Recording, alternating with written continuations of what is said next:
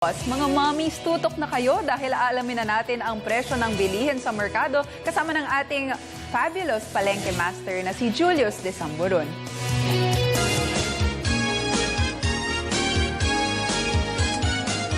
Araw po ngayon ng Biyernes, ika-4 sa buwan ng Oktubre sa taong 2013, First Friday po mga boss. Nandito po tayo ngayon sa Mega Q-Mart sa Quezon City para pa rin po magbigay presyo ng ating mga bilihin. Ngayon naman pong araw na ito ay presyo po ng ating mga karne ating titignan. Yan, ang ating pong suke, ang ating tatanungin ngayon dito po sa PTV. Yan ay magandang umaga, Julius. Okay. Nay, tingnan natin kung nagbago nga pa ito pong presyo natin. Oo, medyo may pagbabago ng konti ating mga bilihin ng baboy sa ngayon na medyo bumaba siya. Katulad nitong ating special ribs. Na dati ito ay binibenta namin ng 130, na sa ngayon ay ubra na ito sa 125. Okay? So, bumaba siya ng 5 pesos compare dati. Okay. Tapos sunod, ano pa yung ito sa baba natin? Ating pork pigi. Dati regular namin talaga rito, binibenta namin to sa 170. So ngayon kung magbo-volume kayo, pwede na rin siya sa 165. Yung giniling natin. Ang giniling natin, for giniling is 170, 165 pwede na rin. At medyo may kita ng kahit na konti. Okay? Tapos ito, Pork liver. Dati binibenta ng 120, okay na siya sa 110. So, sa panahon sa ngayon, ang baboy ay medyo bumaba ng konti. Okay? ito. Ano pa yung mga ibang parts natin dito? Ito, picho. Pork picho, ang 165, okay na siya. Ito.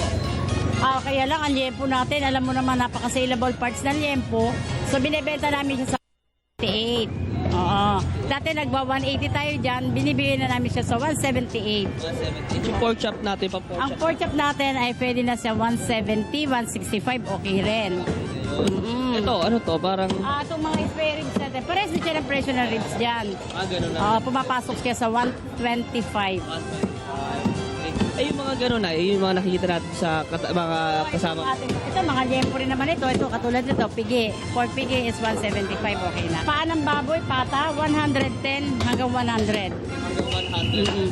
So, itong isang ganyang presyo na yun, mababa na yun. Oo, bumaba siya ng almost 5 pesos sa per kilo.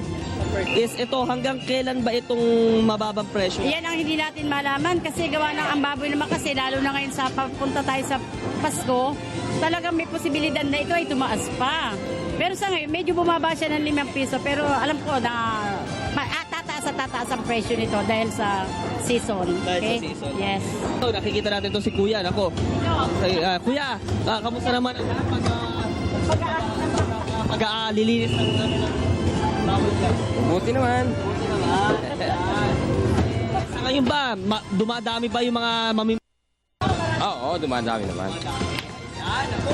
Salamat Kuya. At dahan-dahan lang at yung kamay, nako. Mahirap na. Yan. Oo nga. So, Nay, anong paalala mo doon sa ating mga mamimili ngayon? Para sa mga mamili, kayo ay malugod ko inaanyayan na dumito na kayo sa Q-Mart. Dito sa Q-Mart, sigurado naman kayong, ang ating mga kalakal dito ay sigurado laging bago, sariwan-sariwa. At sa ngayon, medyo bumaba. Okay na siya, di ba? Sa ating mga kababayan, inaanyayahan ko po kayo na manood kayo sa PTV4, sa Panahong TV, Balitaan, Good Morning Boss, hanggang sa News Live. Okay, maraming salamat sa iyo, Nay. Nako, Okay. maraming salamat sa iyong pagsama sa amin dito. At ako mga boss, nabanggit niya ni Nanay na dahil magpapasko na, 82 days na lang po. Days na lang, Yes. Christmas na. Merry Christmas! Ayan, maraming salamat po. At yan po muna ang pinakahuli mga presyo na ating mga bilihin dito pa rin po sa Mega Q-Mart sa Quezon City. Para sa Telebisyon ng Bayan, ako si Julius de Samburon.